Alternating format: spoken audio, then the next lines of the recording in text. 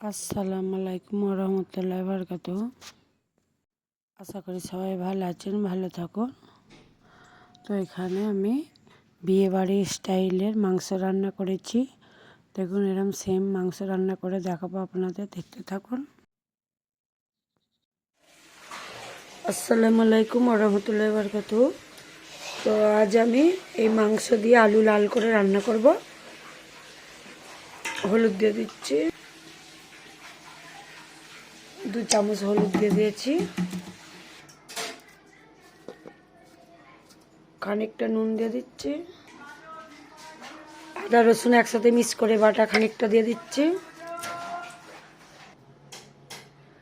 জিরে গুঁড়ো দিয়ে দিচ্ছি, ধনে গুঁড়ো,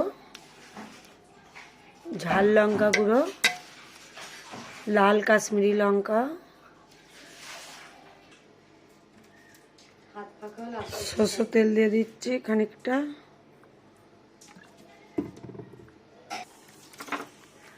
এলাচ লং ডালচিনি দিয়ে দিচ্ছি, এই তেজপাতাগুলো দিয়ে দিচ্ছি, দিয়ে হাতে ঘষে নেব। পেঁয়াজ দিয়ে দিচ্ছি,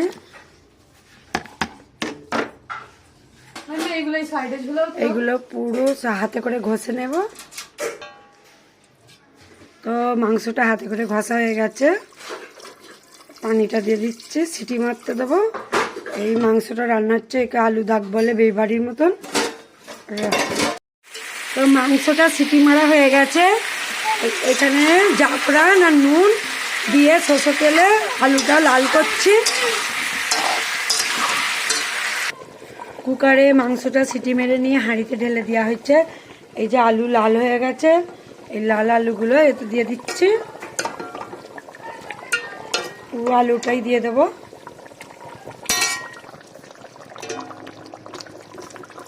অল্প একটু পানি দিয়ে দিই, হালকা ঝোল ঝোল হবে।